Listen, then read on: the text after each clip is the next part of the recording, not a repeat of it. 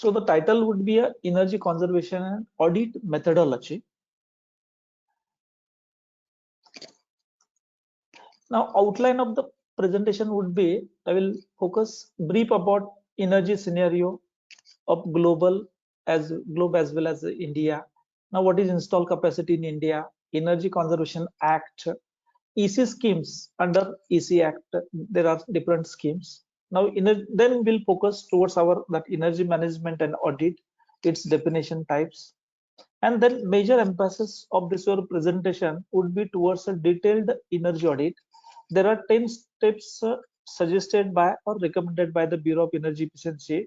If we understood these 10 steps, you can do energy audit of from the small to the any larger kind of the industry, because the procedure remains same. And we'll see some case studies in brief, how what is the outcome of this your energy audit and what would be the investment required for that particular industry, particular applications. And finally we'll go for the question answers. Now Indian energy scenario. Now always we used to compare, as we being as a technocrats, we used to compare every data with some other, relatively we analyze the data.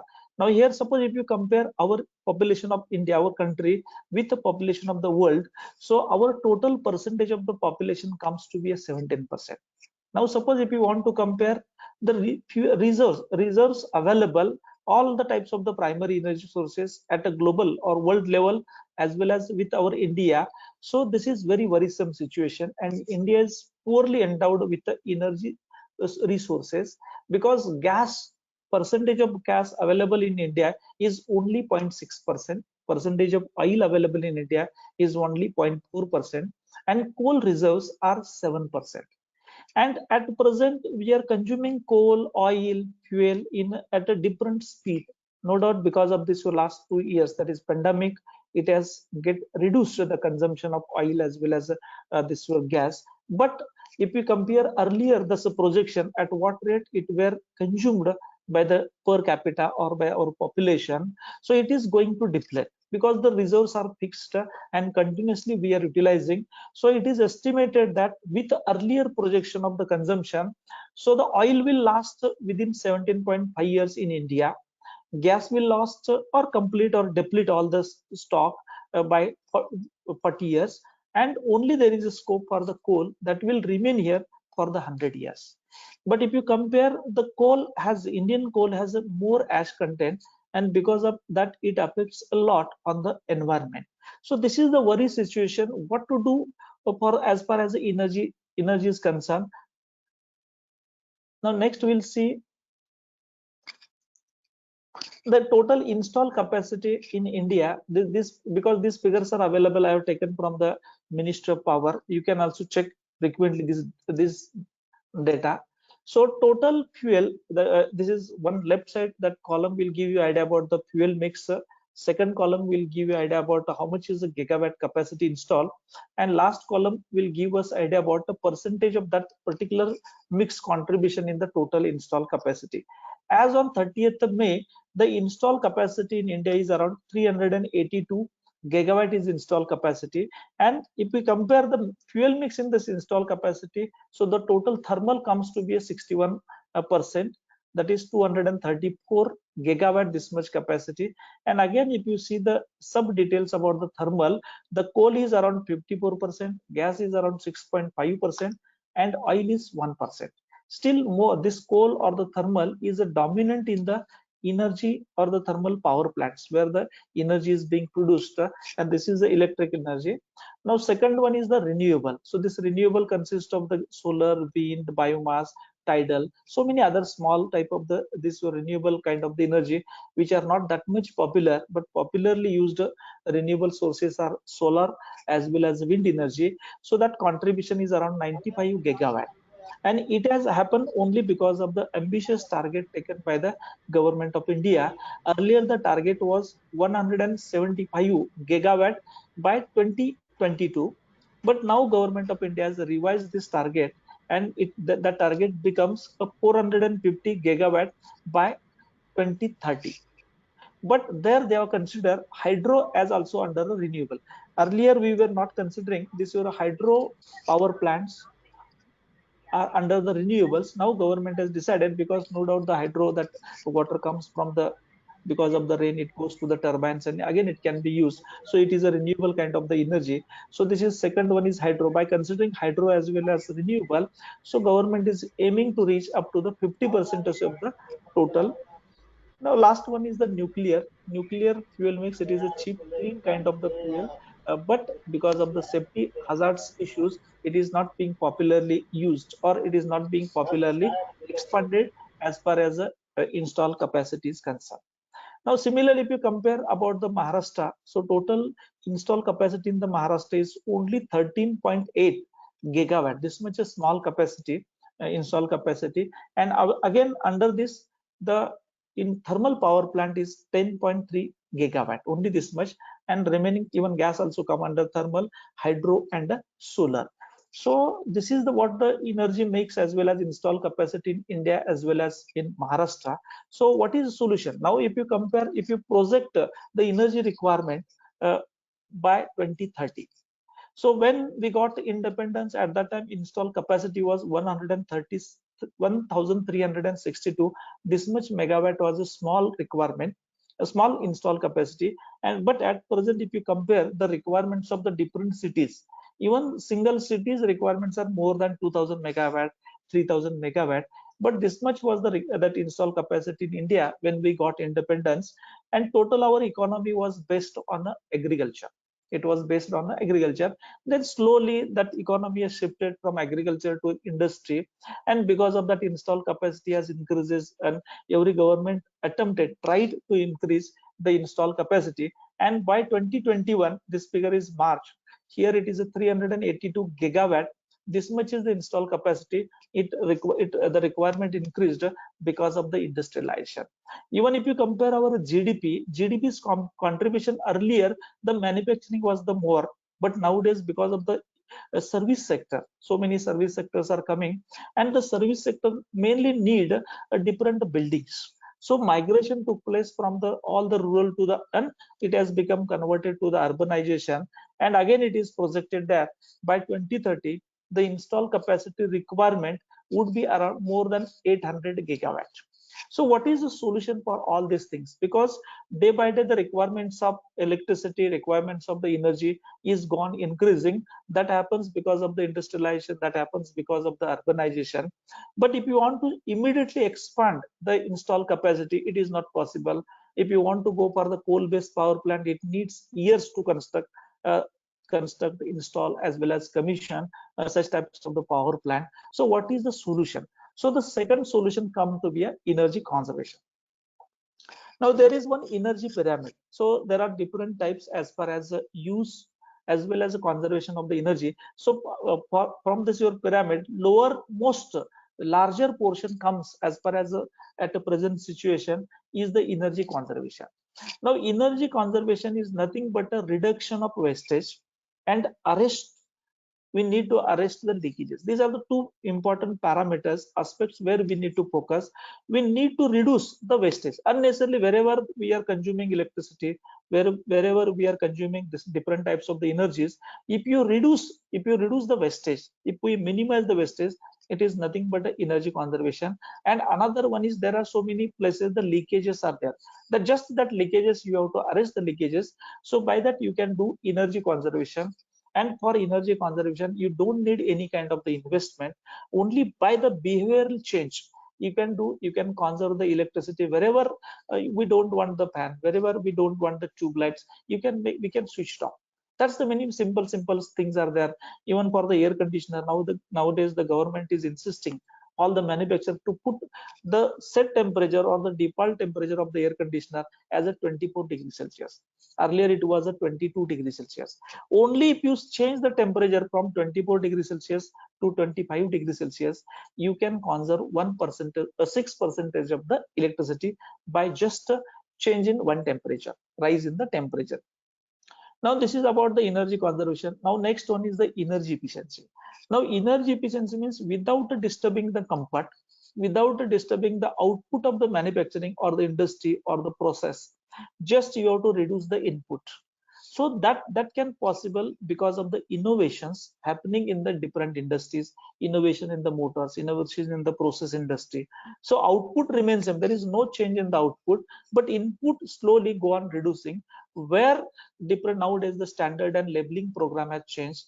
You will find in the market the 1-star label is available, 2-star is available, 3-star.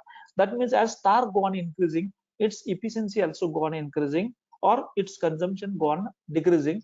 And last one is the renewable. So this is the energy pyramid, renewable. That means whenever you want to do audit, whenever you want to go for the energy saving or energy conservation, first you must do energy conservation. Once you reach to the saturation level of the energy conservation, then it is better to go for the energy efficiency. And last, when you complete all these things, for the pyramid you can see this is the smaller portion where you can use adopt the renewable technology. Because what happens if efficiency of the all the renewables is in between 10 to 15%, and here if you use energy intensive appliances which are unnecessarily consuming more, then it has no meaning of using the renewable energy. So first is energy conservation, second is energy efficiency, and third one is the renewable energy. Now, by considering this, Government of India has enacted Energy Conservation Act in 2001. So it is called as the EC Act 2001. It provides legal framework and institutional arrangement for enhancing energy efficiency. Even this term is used as energy efficiency. Energy efficiency, if you do the energy efficiency or if you adopt the energy efficient technology, that means indirectly you are conserving the energy or the electricity. Energy is a generalized term. Electric means when we are talking about only one kind of the that energy. And this act led to the creation of Bureau of Energy Efficiency. So birth of the Bureau of Energy Efficiency came because of the Energy Conservation Act enacted by the Government of India, and this is working as a nodal agency at a center. And every state there are state designated agencies. For Maharashtra, it is a MEDA, Maharashtra Energy Development Agency, or we popularly called as it is MEDA. For Karnataka, it is KEDA. Gujarat, it is a GEDA. And under this your Conservation Act, continuously they are amending this your act, and under this your act, because BE has got all the mandate to do different activities, and under this your mandate BE has started different schemes. So first one is a energy conservation building code, standards and labeling, demand side management, promotion of energy efficiency in small and medium enterprises, designated consumer, and certification of energy auditors and the energy manager. So similar to this for energy conservation in different areas, for example industry, the government has started this different scheme for the energy conservation in the building. So the building which have the install capacity, there is a limit. Earlier it was 1000 kVA install capacity, then they reduced to the 500 kVA install capacity. Now they have brought that number to the 100 kVA. Suppose any new building is going to construct with install capacity of 100 kVA, then that building while constructing they have to comply as per the guidelines given by the energy conservation building codes. Now standard, next one is the standards and the labeling. Nowadays that as per this your BE guidelines, now manufacturers are not supposed to manufacture the different appliances those who are consuming more electricity or more energy. So for that they have done some standardization, and on the basis of the standardization they put some labels. And that label, once if you go to any market and if you want to purchase any electric appliances, then straight away you can go to the labels and you can purchase the appliances as per the usage. Suppose if the usage of the appliance is very high, then you can go for the 5-star. If the usage is moderate, then you can go for the 3-star. But better don't go to the 2-star as well as a 1-star, because every year the star labeling is gone improving. That means suppose for example for the academic year or the financial year as per their term, for suppose 2021, if any 5-star label appliance is available, then when we go to the next financial year, same 5-star appliances with that energy consumption becomes a 4-star or becomes a 3-star. So whenever we want to purchase, it is better to purchase at a higher level. Now next one is the design demand side management. For example agriculture is there, for example municipal corporations are there. There you need to minimize the demand, that management has to be done. So there are different schemes under which the energy conservation can be done. Even that BE, is focusing towards the small and medium industries, because if you consider only a single unit, that consumption or the contract demand of that single unit is very small. But if you bunch it, or if you make a cluster of that or different industries, it becomes a huge energy consuming kind of the industry. So there more efficiency, that is promotion, has been done as far as the energy efficiency is concerned. Now another one is the designated consumers. As per this your Energy Conservation Act, that BEA has identified the different industries which are consuming more energy. They are called as the energy intensive industries. For example, textile is there. For example, sugar is there. For example, paper and pulp industry is there. Nowadays they have brought all the commercial hotels, bigger hotels, under this designated consumers. So for these designated consumers, there is separate provisions they have to compliance, that is they have to bring the specific energy conservation to the minimum level. And finally, under this your Energy Conservation Act, new cadre has been formed in the government level, and that is a certified energy auditor as well as a certified energy managers. Now another just a brief about the why that ECBC has brought into picture or as came as a compliance. Here already we have seen what is installed capacity, and that installed capacity doesn't mean that 100% all the power plants are working with the full capacity. They are working at a part load capacity, and with all this your fuel mix, trillions of number of the electric units are being generated. Out of that generated electric units, 1/3 is being consumed by the buildings. Again, the buildings can be classified as a residential and a commercial. So against this your 1/3, this your commercial building is consuming 8% and residential buildings are consuming 25%. So because of this consumption, because 1/3 is goes to the building, so Government of India through this your Energy Conservation Act under the Bureau of Energy Efficiency, they have started putting some norms, some compliance for the building. So here first that ECBC comes, and even already I had mentioned about how the GDP's growth, that is service sector is increasing or contributing more to the GDP, and because of this your contribution of service sector, more number of the buildings need to be constructed, and it is projected that by 2030, that is how many stocks the building stocks required, against only 30% is available in India. That means almost 75% of the building stock need to be constructed as per the projection made by the Government of India through the different department. So whenever we are going to construct the 70% of the building stock, that means there, and these all are the energy intensive building. So that if you start putting some norms, compliances at the initial stage itself, so that we can conserve the energy, electricity or other type of the energy. So this is the Energy Conservation Building Code. Here, as I had mentioned, this is connected load is 100 kilowatt or contract demand is 120, 100 above or 120 above. Earlier it was 1000. The government tried how many comes under this your umbrella. So very few numbers are coming. So that brought to the 500.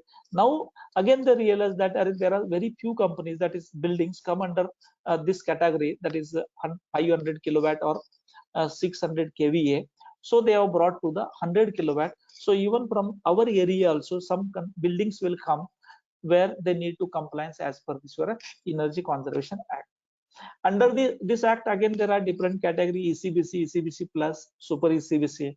Similarly, this ECBC, this is as per the mandate of the Bureau of Energy Efficiency at central level. Again, that Government of India through this your BE gave opportunity to develop their own codes for the state level, because every state has different climatic conditions, so they can formulate their different codes and they can do. So accordingly the Government of Maharashtra has done this different stars. Actually first 3 stars are similar to the stars of the ECBC, and last 2 stars they have developed far better than the ECBC prepared by the Government of Maharashtra, sorry, Government of India through BE. Now even the Government of India through the BE, they are going to bring new norms for the energy conservation building codes for the residential also. Now here the criteria, earlier the criteria was the connected load is 100 kilowatt. Now here the criteria is the carpet area of that your building should be more than 5000 or 500 square meter. If the carpet area of any commercial residential building goes above this your 500 square meter, now henceforth that all this towers or this your flats will come, bungalows will come under this category. So they are also preparing the different norms, so that company, the construction company, need to follow these norms. Now we'll reach to the main topic, that is energy conservation as well as energy audit, where we want to focus, emphasize. So first we'll see there are some different definitions of energy conservation, energy management, as well as energy audit. So main definition and objective of the energy management. So this is the judicious and effective use of energy to maximize profit or minimize cost and enhance competitive position. Now if you compare any industry, or any, if you focus to the any product, the total cost of that your product consists of the three component. First component is the raw material, second component is the labor cost, and third component is the energy cost. Energy may be electrical plus thermal and other types of the energy. Here you don't have any scope on material, because the material you need to prepare the product at the competitive level. So material, there is no scope for the cost reduction. Second one is the labor. There is no scope for the reduction in the cost of the labor charges. So there is a third only option available, is to reduce the cost of that your product or maximize profit by reducing or by conserving the energy of that your particular product. Now we'll see the what is the definition of the energy audit. So this definition, there are again you will find number of the definition in the different books, but this is the definition which I am referring, which is recommended by the Bureau of Energy Efficiency, and this is as per the Energy Conservation Act. Energy audit is defined as, these are the some of the very important words in this: the verification, monitoring, and analysis. These three words are very important. We need to verify, we need to monitor, and we need to analyze the use of energy. Because if you go to any industry, any commercial building, they are using different types of the energy. Major is electrical, other is thermal. In addition, some other kinds of the energy they are using. So we need to verify, we need to monitor, we need to analyze all the types of the used energy in that particular industry, and including submission of technical report. Only the verification, monitoring and analysis of energy is not suffice. In addition, we have to submit a technical report, and that report must contain a recommendation for improving energy efficiency with the cost benefit analysis. Otherwise you can recommend anything, but if it is not commercially viable, nobody will go for the replacement or the improvement in that particular industry. And in addition, an action plan to reduce energy consumption. Once the recommendations are given, then we need to give the action plan 1 year, 2 year, 3 year. So at the end of the 5 year or 3 years, this much percentage of the conservation will come. So this is about the definition of energy management as well as energy audit. Now the types of energy audit, there are three types of the basic types of the energy audit. So number one is the preliminary audit. It is also called as a walkthrough audit. Second one is a targeted energy audit, and third one important is the detailed energy audit. Now we'll see about the preliminary energy audit. Now this we'll see the scope of this your preliminary or a walkthrough kind of the audit. So with this kind of the scope is the established energy consumption in the organization. Because here in the preliminary or the walkthrough audit, where we are not going to measure or verify any kind of the energy inside the industry. Only will rely on the documents available in that particular industry, and that documents means energy bills, that is which is provided by the DISCOM or Maharashtra Energy Distribution Company, and invoices for the other types of the fuel. Suppose they are purchasing oil, they are purchasing coal, they are purchasing gas, wood, that invoices and this your energy bills. On that basis, we can establish energy consumption in the organization. For 1 year, we'll collect all the bill, we'll collect all the invoices, and on the basis of the invoices, we can establish the energy consumption pattern in that room. For what month, how much energy is being consumed, that everything that can be done.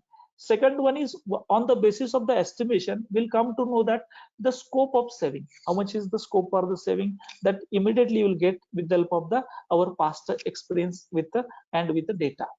Now next is identify the most likely and the easiest area for the attention. As we are focusing on the preliminary energy audit, and it is we want to do the energy conservation. So what are the most least and easiest way of the energy conservation?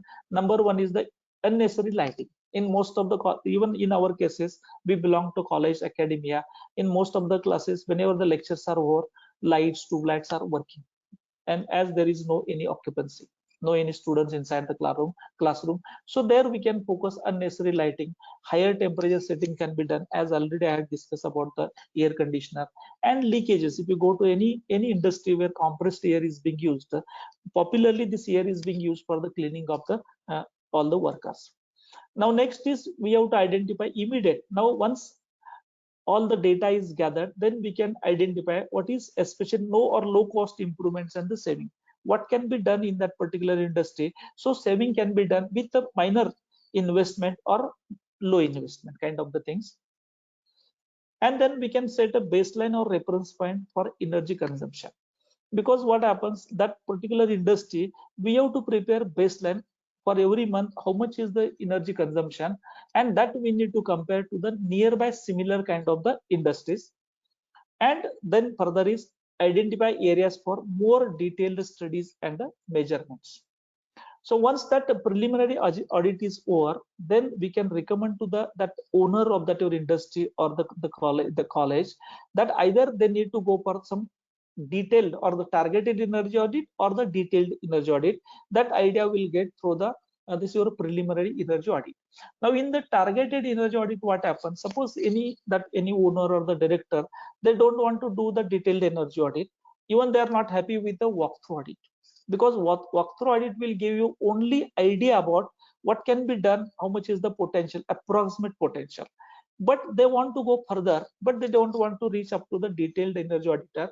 So in that case, you can do targeted energy audit for the particular applications or particular appliances of the system. For example, if you take any commercial building, in the commercial building, major load is of the HVAC or air conditioning systems are more in the commercial buildings. If you go to the bank or if you go to the jewelry shops, their commercial building, it comes under commercial building where more usages of the lighting load as well as the air conditioning load. So that particular shop owner might feel that we want to do audit only for the particular lighting or only for the particular that uh, air conditioning system. So accordingly it can be done. Even in some of the industries, they want only the audit of this your compressed air, because the specific energy consumption per meter cube of air is very important. So if they feel that there is a more huge consumption for this your compressed air, so it can be done. And even for the suppose particularly boilers also, we can do the targeted energy audit. So in this your targeted energy audit, that monitoring, verification, analysis is done, but it is done only for the particular system, not for the details of all other parameters. Now next important is which we want to emphasize more, that is a detailed energy audit. Now this detailed energy audit is divided into three parts. One is the pre-audit, other is audit, that means actually we need to take measurements, testings inside the industry, and last one is the post audit, when we get all the data, then on the basis of the data we need to analyze, we need to recommend, so that they will get benefit as far as the energy conservation is concerned. So this is your pre-audit, audit and the post audit phase. So it consists of a total 10 steps. So first step, here just we need to plan. So this is similar to the, or it is as good as a preliminary or walkthrough audit. So this repetition is there in the walkthrough audit. Now here the main purpose of doing this your pre-audit, or this is a preliminary audit, is the plan and organize walkthrough audit. That means just we need to take walkthrough inside the industry, so that we can understand what kind of the production they are doing, what types of the processes are there, how many workers are there, how many types of the energy is being used in that particular industry. That everything that you want to collect with the interviews with that persons, there might be energy manager, there might be production plant manager, and there's some also we need to manage, we need to understand what types of the instruments we need to take measurements in that particular industry. So, because nowadays in most of the industries, instrumentations are being done. If suppose instruments are available in particular different locations, then the same instruments, the data or the log from the instruments can be used for our references, for our analysis calculations, because they might be doing the calibration, And in addition, what other instruments are required, that can be planned with the help of this your step 1. And we can collect the macro data. Macro means global, all the data which is required for that particular application and as per that suitable for that industry. And there we can familiarize with the process and the activity. Now second step is introductory meeting. In step 1, we have decided we want to have formal the meeting with this. We have taken the walkthrough inside, just we have taken round inside this. We have decided to go for the committee's formation and other things. And in the next step, that this is the introductory meeting where all divisional heads and persons concerned with energy management. That means we want to have a meeting, conduct a meeting. That timing also they have suggested it should be between 1 to 2 hours. And this, the purpose of this meeting is to build up cooperation and rapport. Otherwise, these peoples from the industry might feel it is against of these peoples. It has no advantage to the industry. It is just a wastage of money, spending of the money, wastage of time, like that they may feel. So for that, we need to orient the peoples. We need to create awareness among this all these your stakeholders, those who are working inside the industry. And then once they get convinced, when the rapport get developed, then we can submit a questionnaire tailor-made, because every industry, every department, the requirements are different. So we can give the questionnaire for each department. Now these are some of the instruments. In between I have put some slides so that you will get the feel of what is instrumentation or what is the procedure. Already we have seen the preparation, need to select the instruments for the particular application, where initially we'll see what type of the instrumentation is used in that particular industry. So these are some of the or the minimum instruments which you need to conduct the energy audit in the number of the industries. So this is very important instrument. It is called as a power analyzer. And this instrument will give idea about all the types of the parameters which we need to conduct the energy audit to measure the data of the electrical system. So this will give you the voltage for the 3 phases, current for the 3 phases, a kilowatt hours, harmonics, so many things. Whatever you need, everything you will get. And another advantage is this, you can fix to that a particular supply, and it will continuously monitor, or the log is available, and the data you can connect to the computer, and with that raw data you can take to the Excel, you can take to the PDF, you can prepare the number of the graphs also on that basis. And there we'll get exactly how much is the consumption, what is the variation, unbalanced load, everything that you will get from this your power analyzer. Power factor also you will get from this power factor at each terminal. So this is most important instrument as far as the energy audit of the electrical part is concerned. Now this is another instrument which we call as anemometer, which will measure the flow of fluid. That means generally it is used in the air conditioning application or the duct where the air is moving. So once we get the velocity of air on the basis of the diameter, we can calculate volume of air displacing from that your duct. So this is important as far as whenever you want to do that audit for the duct air conditioning or ventilation systems. Now this is another one is the ultrasonic flow meter. Nowadays we want to do audit for the that is water audit also. Most of the places it is neglected kind of the area in any industry, because they are using very old motors. The pipelines are also old pipelines are the choke because of the friction. So many losses are there that companies while purchasing that pump might give the design data is different, actually it is giving different. So this is ultrasonic flow meter. Without disturbing the flow, you can put the instrument on the top of that your pipe and you can measure the discharge. So this is important instrument as far as you want to calculate what is the discharge of the existing system. So this is used for the water audit, or even some effluent also can be measured with the help of this flow meter. So this is another is the flue gas analyzer. So this is important for the boilers whenever you want to do energy audit by the indirect method, boiler, furnace. So or whenever we want to measure the composition of the exhaust gases or the flue gases. So here you can insert the probe inside that. That will give you idea about the oxygen, what is the level of oxygen, level of carbon dioxide, level of carbon monoxide.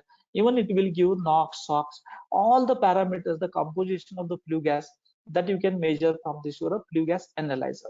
So this is the temperature gun nowadays. Temperature gun nowadays it has become popular because of this your COVID.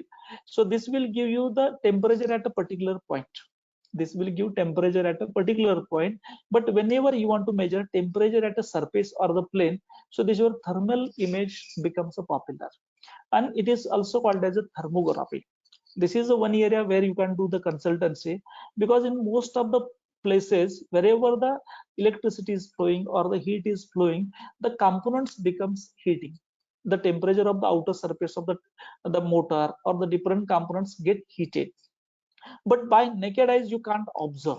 Even if you go and stay in front of that your component, you will feel that heat is being transmitted by the radiation, but it is very difficult to measure the exact temperature where there is a higher temperature. But with the help of the thermal image, you will get separate image, and in comparison you will find the another real image. So you can compare real as well as this thermal image, where you will find number of the contours, and on that basis you can calculate the motor or the electric wires, cables, at what temperature they are working, and on that basis you can give your analysis or the recommendation, so that you can safeguard that particular failure of that your motor or the other wirings also. And this is the hygrometer, which is used to measure relative humidity, drivable temperature, dew point, all the parameters which are required as far as air conditioning inside the air distribution system. So these are the some of the instruments which are essential to conduct the audit at different places. Now continuation to the phase 2. So step 3 is, this is actually we are entering into the industry. Now step 3 is primary data gathering, process flow diagram, and energy utility diagram. Now what is purpose of this was this step 3? That is historic data collection and analysis for setting up baseline energy consumption. As already we have seen in the walkthrough audit or the preliminary audit, we establish the energy consumption pattern on the basis of the data which is available in the industry. So here all the historic data, for as far as the detailed energy audit is concerned, we collect generally 3-year data.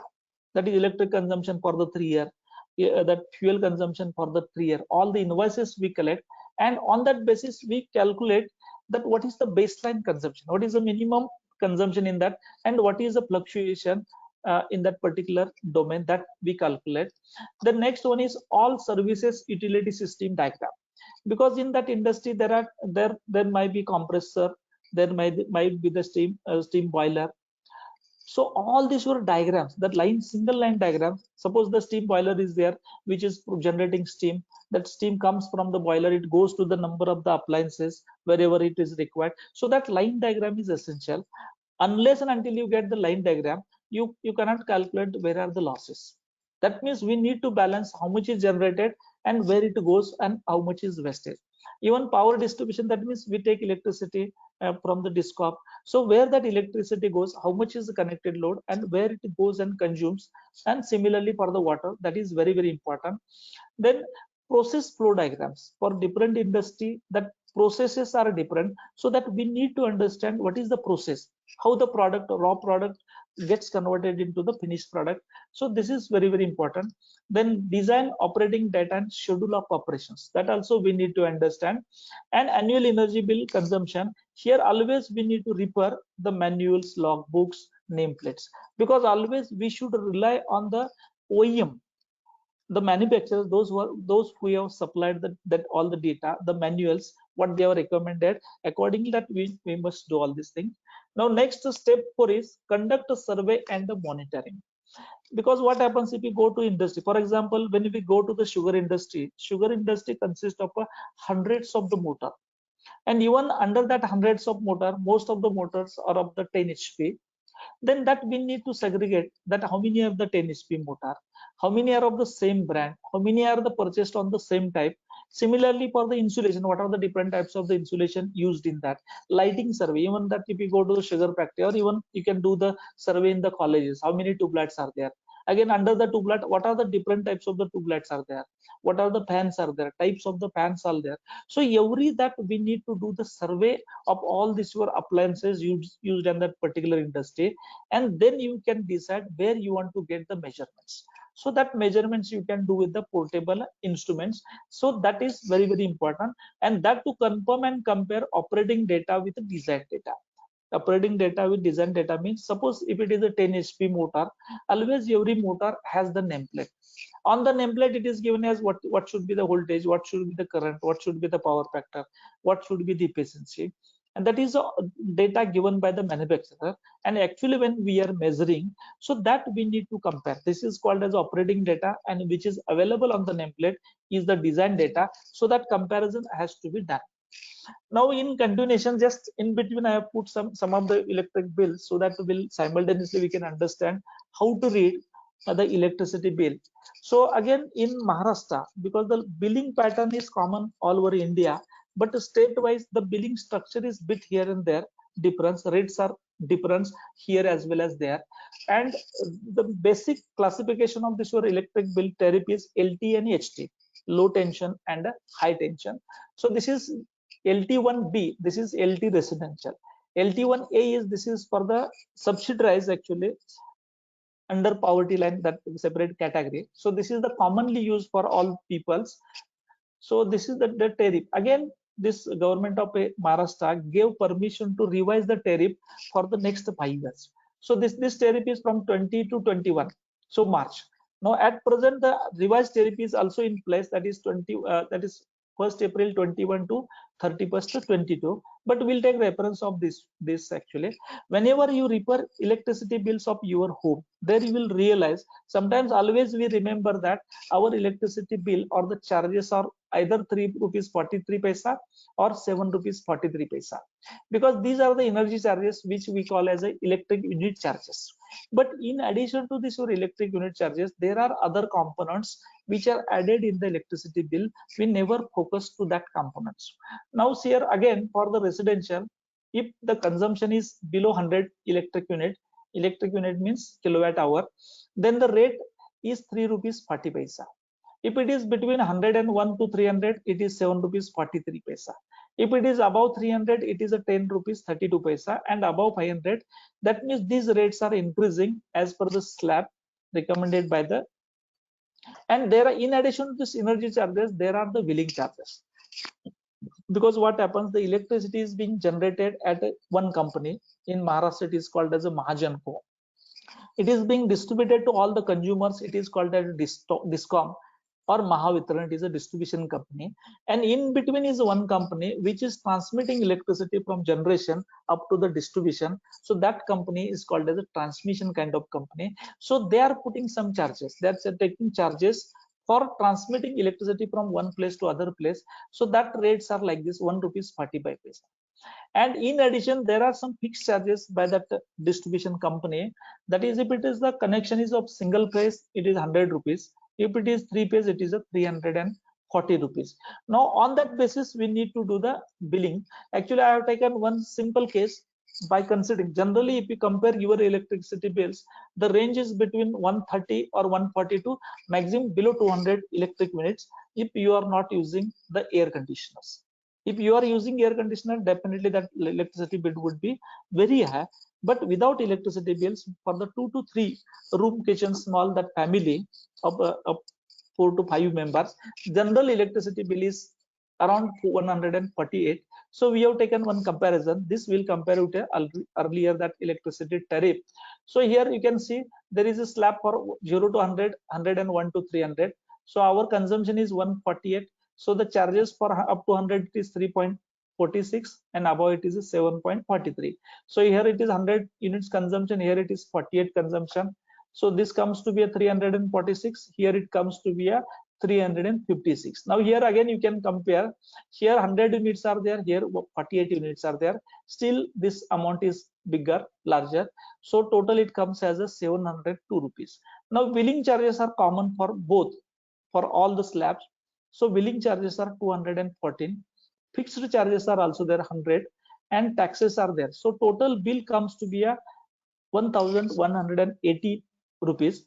So the total net we are paying 7 rupees 97 paisa. And but always we feel that electricity bill, the tariff is only 346 paisa. As you go on in consuming more electricity in terms of electric unit, this number will sometimes go up to the 9, 10, 11 rupees. Now similarly there are structures different. This is also under low tension condition, that is for the non-residential or the commercial, all the shops which come under commercial building, those who are doing business, commercial business or earning money. So always again government what it is called as a cross subsidy. Somewhere they are putting more charges, somewhere they are giving benefit to the different types of the consumer, so that at the end they will get the required amount of electricity which they paid for the generation. Now suppose this is the non-residential or commercial. Again there are three categories. LT2, so it is from 0 to 20. LT2B, it is from 20 to 50, and LTC is above 50. Now again here you can see the fixed charges are there, 450 fixed for the all this. Earlier it was only 100 rupees. Now wheeling charges got reduced here, and energy charges starts from 718, 1029 and 1295. Now similarly for the industry, even industry are also coming under LT as well as HT. So these are the industries where load, connected load is up above 20 and this is up to 20. So here the charges are here 5 rupees 93 paisa, and this is wheeling fixed charges are more 468, and here it is a 312. Now if you compare this both tariff, here the energy charges are more as compared to the industry. That means this government or this your distribution company putting more charges, levying more charges on the commercial as compared to industry, because we want to grow industry more, we want to support the poor people, so that domestic or the residential charges are less. In addition, here you will find one advantage, and that is called as a time of day tariff. That means if you use the electricity in a different spans, different phases, you have to pay differently. So that phases are like this. One is night 10 to morning 6. If you use this during this period, it is off-peak period where the electricity requirements are less. So government or the distribution company is giving benefit or promoting, motivating the consumers to use more at this period where the rates are less by 1 rupees 50 paisa. This benefit is not available for the residential. So that means suppose if you use 100 units during this period, this 150 will be get reduced from here. Even suppose if you use morning 6 to 9 and 12 to 8, 6 day 12 to 6, there is no any tariff, as it is applicable. If you use between 9 to 12, this is morning 9 to 12, here consumer has to pay more amount, because maximum load, it is a peak demand period where the maximum electricity is being consumed. So 80 rupees they have to pay extra. In addition, if you use the electricity at evening 6 to 10, maximum all the entertainment appliances are being used during this period 6 to 10. So here additional you have to pay 1 rupees 10 paisa than this. So this is the TOD, this where you can do energy conservation. You can shift the appliances in the industry or in the commercial building, so that you can take the advantages of all this. So understanding of this your electricity bill tariff is also very important. Even the power factor is applicable for this your low tension.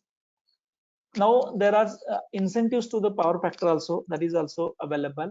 Now next one is the HT consumer. There are for the group housing, residential, it come under residential, but these are the group housing, so that their tariffs are again different. It is 5 rupees 70 paisa, billings are get reduced, and the tariff is available TOD for that also.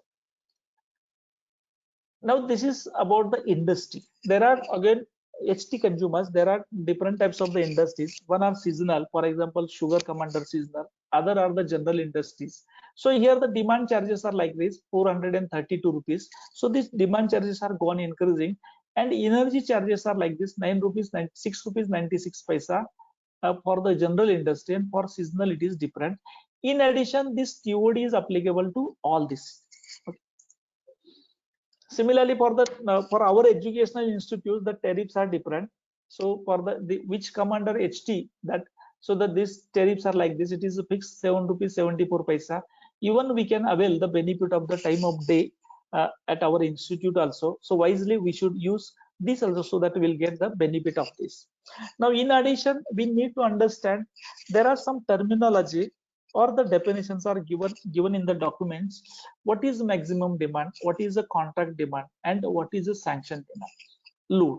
Unless and until you understood these three definitions, it is very difficult to read the electricity bills, because unless and until you read the electricity bill, it is very difficult to analyze the electricity bill. So these are the three important parameters. So number one is the sanctioned load. This is sanction load is nothing but the connection of all addition or the summation of all the loads or the appliances equipment connected together. For example, suppose the tube light has a 40 watt, fan has a 80 watts, air conditioner has a 300 1000 watt. Like this, all the machines, motor, some motors are 10 watt, some are 100 watt. All this together, that comes as a connected load. And if it gets sanctions, then it is called a sanction load. Connected is one part, and even that distribution company gives you sanction for that, so it is called as a sanction load. Once that load gets a sanction, then consumer can apply to the distribution company for the contract demand. So this is a mutual agreement between consumer as well as the distribution company. Suppose this your sanction load is a 1500 kV. Okay, it is a 1500 kVA is a sanction load. On the basis of this your 1500, that consumer may demand for the 1000 kVA, that is around 66%. That means this your distribution company will assure the consumer about the 1000 kVA continuously supplied to that your particular industry. And on the basis of this your 1000 kVA, the distribution company will charge that fixed charges. What already we have seen, there are the fixed demand charges that will be fixed on the basis of the contract demand. Now suppose the contract demand is a 1000 kVA. Again, for the low tension as well as high LT as well as ST, that percentage, minimum percentage has a different. Suppose this is a 100 or 1000 kVA is a contract demand, then for the industrial applications or HT consumer, they have to pay minimum 60% of the contract demand. Suppose 1000 kVA is the contract demand, and for industry it is a 60%. That means the consumer has to pay monthly 600, that is 60% multiplied by that 430 rupee charges, whether that consumer uses or not, up to 60%. And that means minimum up to 60% the consumer has to pay the charges to the distribution company. And if suppose in some cases, if consumer uses more than the 60% up to 100, they have to pay as per the rules up to 100. There are some situations where consumer may use more than the 1000 kVA. In that case, the consumer has to give the penalty, or they will pose penalty to the consumer, that is 1.5% or sometimes 2%, 2 times than the maximum that demand charges for this your particular company. That we'll see in the cases. You will get idea about how to read and how to calculate it. Now, even for the bigger industry, the distribution companies are giving a rebate on the bulk consumption. Suppose that particular industry is consuming more than 1 lakh, up to 1 million units, then they will get per month 2% the rebate, that is in the energy charges. In order to motivate use more energy, electric units, this is the scheme by the distribution company. It may not be the for the other states also. So this is one sample case, that so that you will get idea about how it comes. Now see here, this company has a contract demand of a 750 this kVA, that company, and it has a sanction load of a 1200. That means even they have connected load 1200 kilowatt, and that much they got a sanction. That is that much they got sanction. Sometimes they may get a less sanction load. That is, now they got the contract demand of 750 kVA. Now as per that rule, minimum they have to pay 60% of the contract demand. That means if they consume up to 450, then there is, or below 450, even they have to pay the charges for a 450 rupees. If they consume more than 450 up to 750, then they have to pay the charges as per the rule. And if they consume more than 750, there would be a fine to that company. So this is important, and this shows the the feeder from where that they got electricity, and even the advantage of the all the electric bills, they will get idea about the previous month's consumption. Now this slide backside will give you idea about the different components of the electricity bill. Now here it is a kWh. Actually, this much electric unit consumed by the different appliances equipment in that particular industry. But nowadays, from April 2020, the distribution company started charging on the basis of the kVAH, not on the basis of the kWh. Earlier it was the kWh. Even in Maharashtra, low tension, all the billing is on the basis of the kilowatt hour. So here you can see the difference. Here the kVAH is 2,16,000 and kWh is 2,13,000. So whatever difference is, that is because of the power factor. Now here the tariff charges, energy charges, this energy charges will be calculated on the basis of this kVAH billing. So this is 2,000, 2,16,000 this multiplied by the rate. So this is the energy charges. Now the billing charges is again on the basis of this kVH. So this is this multiplier by, you will get this for billing charges. Now here what I mentioned about the maximum demand, this is to calculate the minimum charges. So here what happens, kVA MD, it is a 525. Earlier in the back side it is given that minimum they have to pay for the 450. But here consumption is more than 450, so they have to pay the charges 555 multiplied by 432. So these are the demand charges. So these are the demand charges, billing charges, energy charges. Now here you can see the TOD charges. Now this particular industry, this is a spinning mill, consumes some of the electricity during the night period. Some they are not consumed, and here there is zero, there is no any rebate or the benefit to this support this 9 to 12 additional this much, and this is, so the summation of this is called as the TOD charges. And this particular industry, they got benefit of 62,000 rupees because of this your TOD usage. And like this we can calculate. So finally it comes as a 10 lakh something. So here if you compare this electricity bill, so the charges comes to be a 29% more than the water charges. These are the tariff for this is 6 rupees 96 paisa per electric unit. Always we feel that our tariff is 6 rupees 96 paisa, but if we compare all the other components, here 29% additional that company has to pay to the distribution company. So always we should be very cautious in conserving the charges electric unit, so that automatically electric bill will get reduced. Now phase 3. So in this your phase 3, conduct a detailed trial test for a selected major energy equipment. Because earlier we have seen we need to measure the electric motors readings, that we need to compare with the design data operating with the design.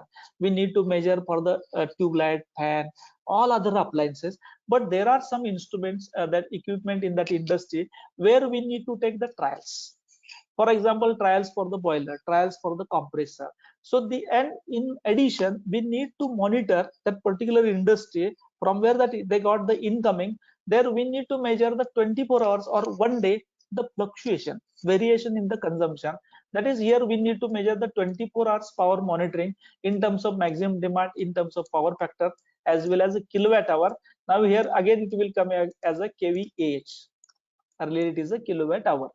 Now load variation trends in pumps, fan, compressor. Because what happens, the requirement usage of compressed air varies, requirement of the fan varies, even requirement of the pump which is required to lift water, that also varies. So that also where load variation that we need to understand. And if suppose the boiler is there, we need to take trial for the boiler for the 4 hour, 8 hour, because continuously we don't know what type of the fuel is coming. The fuels available are having heterogeneous types of the mixture. So climatic conditions are varying, air has a moisture content go on varying. So because of that, at least 4 to 8 hours that we need to take the trial, then and then only we'll get exact efficiency for that boiler. And similarly furnace and all other equipment performance. Now step number 6 is analysis of energy use. Now up to this what we did, we have gathered all the information, we did the survey, we collected the operating data, we did the trial. And now next on the all the basis of this, we need to think about, there should be brainstorming as far as the energy and material balance, energy loss and waste analysis. That means how much energy is being consumed and how much is being utilized for the productive work, and what is for the unproductive, it gets wasted.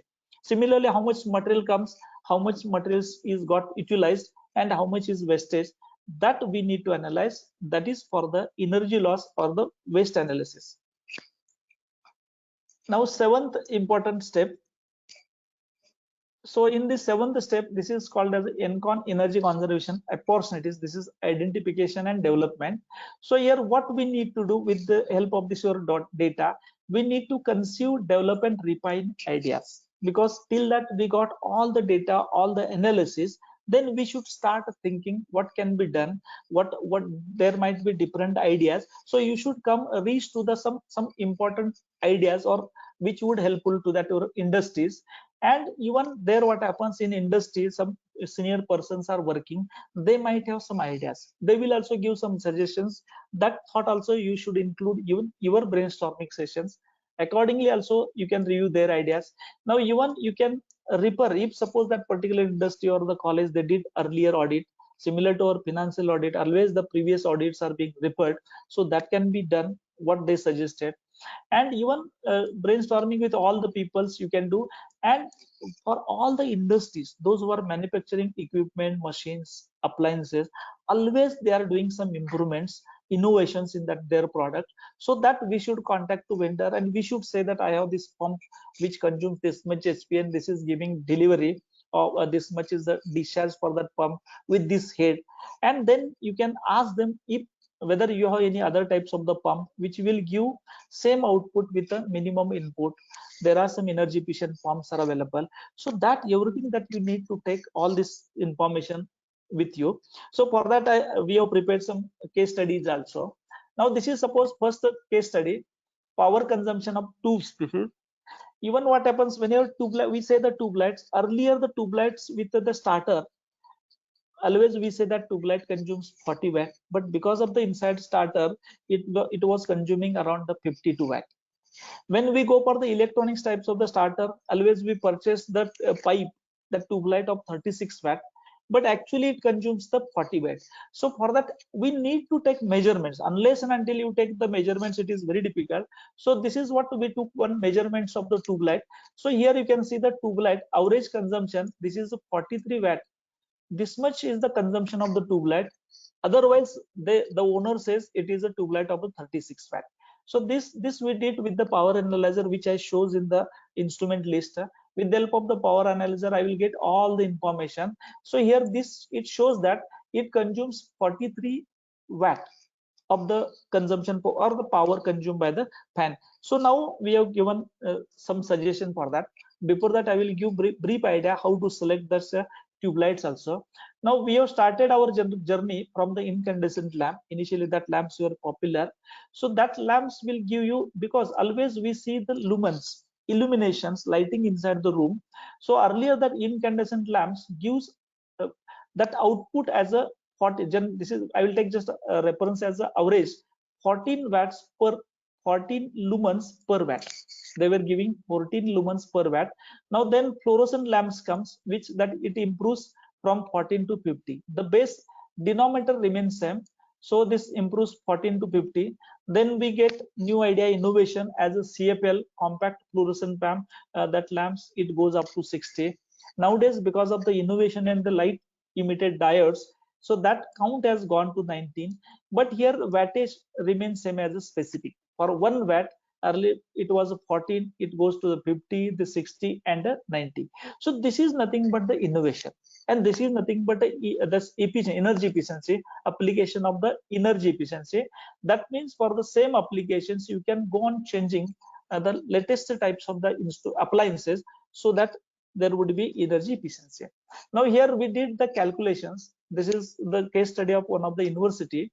So in that university total there were 908 that tube lights, that is fluorescent tube lights, and already we have measured that wattage was 443 watt actually. So total wattage if you connect this, it comes as a 39,000. Usage per year it is average we have considered, that's for per year it is 1800. So annual energy consumption is this much. Now there we have recommended to replace only 35% out of this, so that comes to be a 318. Now we'll compare, if you replace this 380 with a 43 watt to the 20 watt for the same period of the usage, what would happen? So here wattage for the new LED is 20 watt. Now annual energy consumption for 318 into 20 into this 1800 usage, so that would be around the 11,441. So if we compare this consumption with the earlier 43 watt, then the power saving would be around 13,000. So this is the power saving only by the replacement of a 318. Now we have taken the tariff as a 7 rupees 9 paisa. Monetary saving, that means for the replacement it comes to be a saving as a 1 lakh rupees. Here we have taken rate to the higher side by considering the replacement and there. So the total investment would be at 2.22. So the simple payback period is only 240.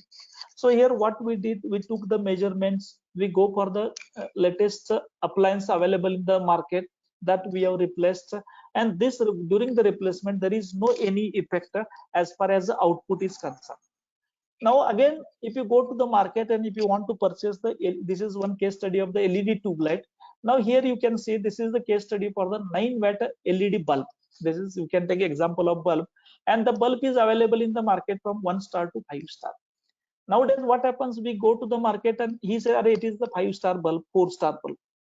Even for the, suppose if you consider the 5-star bulb, for the same 9 watt, the range is available from the 1080 to 1163. Again, different manufacturer will put their appliances in between this range, and by that for some of the 5-star bulb the rate would be less because the output is like this. So wisely we should check the nameplate or the sticker on that tube light. Now next, another case study is of a fan. So here again, this is the reading we have taken from the power analyzer. Now that university is old one, so they are using older types of the this fan. So the consumption which we noticed was 82 watt. Actually it was expected that fan should consume only 65 watt, but it was consuming 82 watt. So this is the what the data which we get from this power analyzer. So we have suggested to replace this fan, but we need to give the cost benefit analysis. Now again, for the fan, the star labeling labeled fans are available. Now what we need to check in the fan, earlier in case of the all the tube lights, we check the lumens per watt. Now similarly for the fan, we need to check the delivery of air per watt. Now the unit for this is the, and it is also called as a service value. This is called as a service value. That means that particular fan, how much air in terms of meter cube per minute deliver per watt. So these values are also given. So this is for the 900. This is the length of the blade.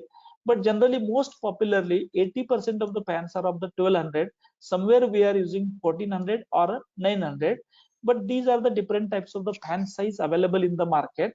And these are the minimum service value as per the star label. That is, for the minimum star, they should give this much output. Now here you can see, so this is the star value given for 1 star, 2 star, 3 star, 4, 5, and accordingly the stars are available in the market.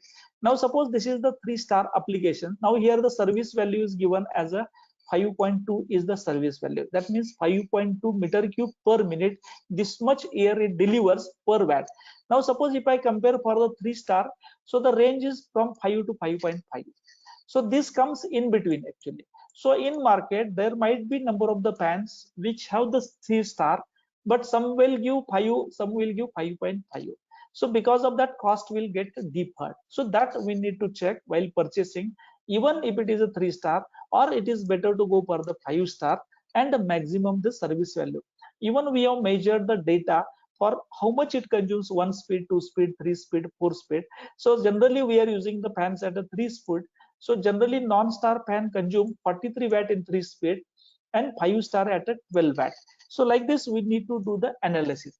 Now similarly we have done analysis for that particular university. Again that university is using 531 fans of wattage 82. Usage we have considered per day 8 hours, and the day we have considered excluded that holidays. So the consumption is around 1 lakh. So we have recommended them initially to replace only 50%. So that comes to be a 266. We have recommended them to use 5-star with the 28 wattage fan available in the market. So with the 5-star 28 watt and 50%, that is 266, the consumption comes to be a 17,000. And power saving only for the 50% goes up to 34,000 electric unit. Again, tariff is this, that monetary saving, we get about 2.72. Investment is this, we have taken to higher side. Total investment is 8.50. So the payback period is 30. Even here we have taken the cost as a to higher side, but when these colleges goes to the tendering, so automatically this cost will get reduced and this payback will be less. So like this we can do the recommendations and they can replace. Even in some of the cases we have recommended 100% for hostel, because students are using maximum period the fans, so we have recommended them to go for the 100%. Now even remaining part in the second step, that is phase 2, cost benefit analysis. What I did the calculation in the Excels, this is nothing but the cost benefit analysis which we need to do, and on the basis of the cost benefit analysis we have to suggest them low cost, medium cost and long term kind of the measure or high cost. Accordingly that we should say that this is total budget, and step by step you can go for this. Now ninth step is reporting and presentation to the top management. Whenever the draft report is being prepared, so on the basis of the draft report, then that generally we used to present in front of the management, and on the basis of their any recommendation, any modification if they suggest, we modify it and we submit the final report with their feedback to that unit. So this is another example. Already I have shown you the thermal image. So these are the two. This is the real image of the in the sugar factory. This is the real image of the sugar factory. Even if you go and stand in front of this all this your equipment or the processes, here you will find, you will feel that there is a heat is coming, but it is very difficult to measure the temperatures at which heat is being radiated. But this is the sketch. This is the thermal image will give you idea about the temperature lines. These are the temperature contours, we call it as a contours. And if you go here you will find that at what temperature heat is being radiated from this component. So these are, this is real, this is actual, this is real, this is thermal image, and on this basis you can do the analysis. So like this we do the analysis, we take the measurement, and this is for the replacement or this. Now this is another example. This is for the submersible pumps. Now here in that university, that pump was consuming around 11.29 kilowatt. This is 11.29 kilowatt. Now we'll see the case study. So all the parameter you will get from the power analyzer, and this is another pump which was consuming around 8.44 kilowatt. Now here this is, we'll see the case study of that pump, that is 11.21 kilowatt. So this is what the power consumed by that pump, but actually the rated output of the pump was 10 kilowatt. It was the 10 kilowatt, but it was consuming 11.29. The head was around 15 meters. Now we have proposed, now here what we can do, we can contact to the different manufacturers, those who are manufacturing the product with the energy efficiency motors. As this borewell pump, submersible pump was very old one, that is 20-year-old one, so it has less efficiency. So we have compared this data available, this output discharge, and that we gave floated that inquiry to that industry, particular manufacturing company. So they have recommended to replace this with only 4 kilowatt pump. For the same head, the flow would be like this. So finally this same pump will give you the same required flow, that this is a liter per day, this much per day, that is a 4,40,000, this much water that pump has to lift from there one place to the other place. Now estimated power saving is 7.29. Annual working hours is 3,500. So annual power saving from this only single pump comes to be at 25,500 kilowatt hours. So the rate was 7.9. So monetary saving comes to be 2 lakh rupees, and pump investment is around 1.78. So the payback comes to be a below 1 year. Somewhere it is above 1 year. That depends on the type of pump, existing pump and available pump in the market. Similarly, we have recommended so many replacement of the pump, because nowadays earlier there were no pumps available with energy efficiency Now all pumps are available in the energy efficient. Now phase 3, that is a 10th step, implementation and follow. Role of the energy auditor is not to recommend, submit the report.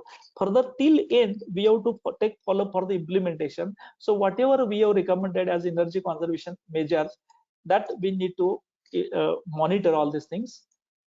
Now this is what I will share one case study. Now within 5 minutes we'll finish this. Now this is final case study, how the report looks actually, so that you will get a feel of this. And this is a report of one college, and title is energy audit options at a glance and a recommendation. So always we recommend this is our first slide or first page in the presentation in that report, so that that owner, that director, they will feel that there is a scope for the conservation.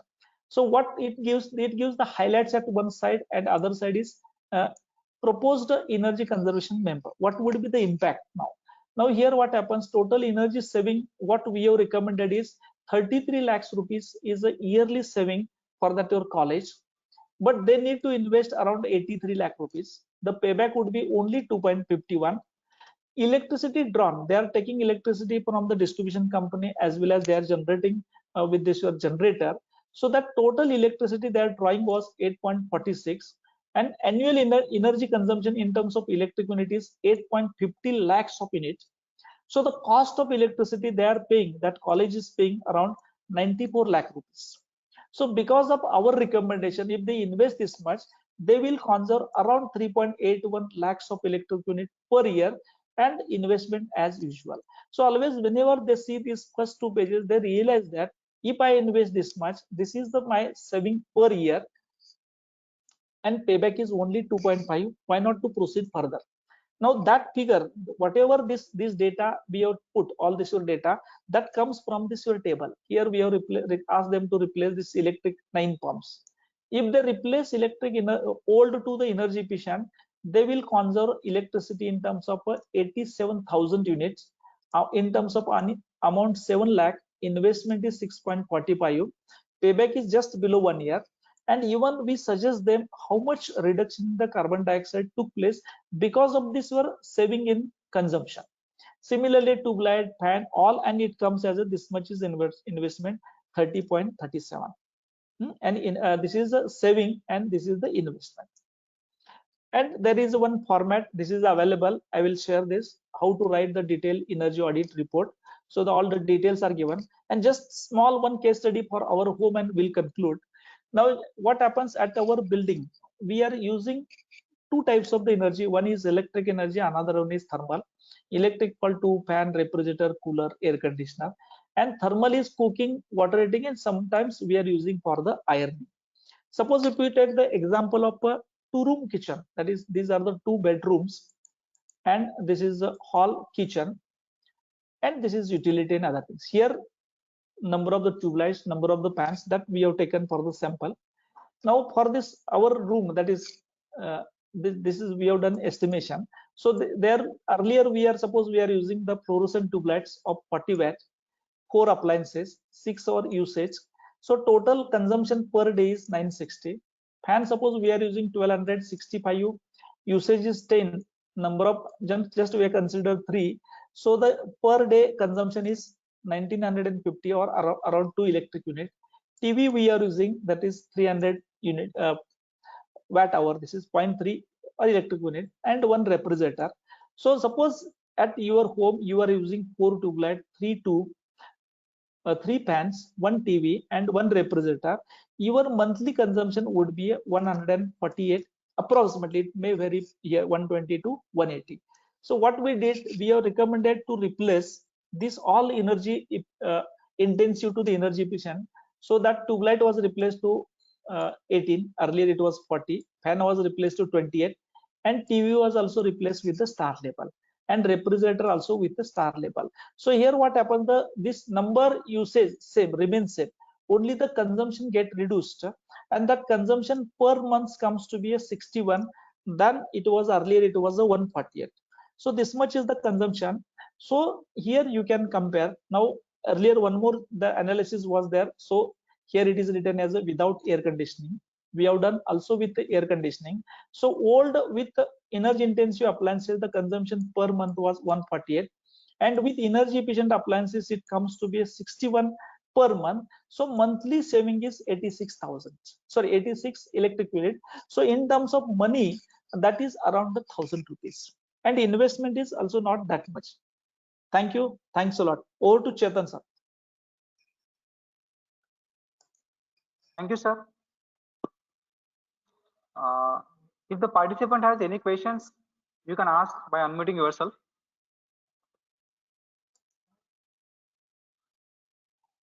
You can ask the questions by dropping the message on the chat box also. They can put on the WhatsApp. Hello. Yeah. हा नमस्कार sir. नमस्ते नमस्ते, please. हा आपल्या कॉलेजमध्ये implement केलंय का तुम्ही सगळं जे दाखवलं ते? येस येस येस, केलं. आम्ही काय ट्यूबलाइट्स बदललेत, पंप बदलले, फॅन पण बदलले.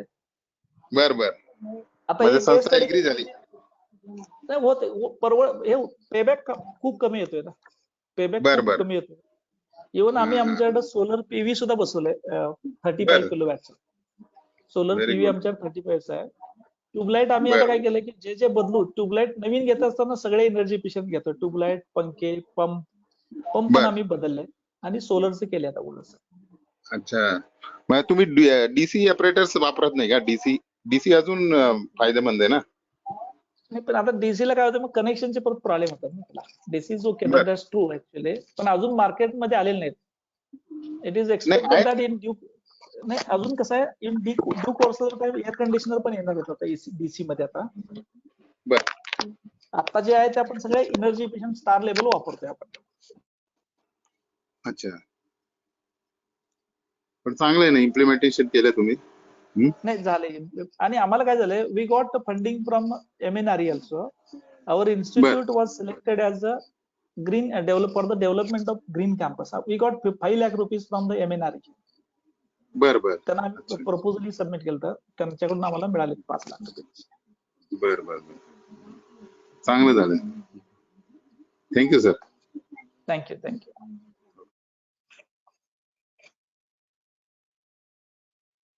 If the participant has any questions, just you can ask. Or they can put on the WhatsApp further. Further they can put on the WhatsApp also. No issue. Yes. If the questions you can ask through the WhatsApp also. Thank you, sir. You have shared very nicely the energy consumptions by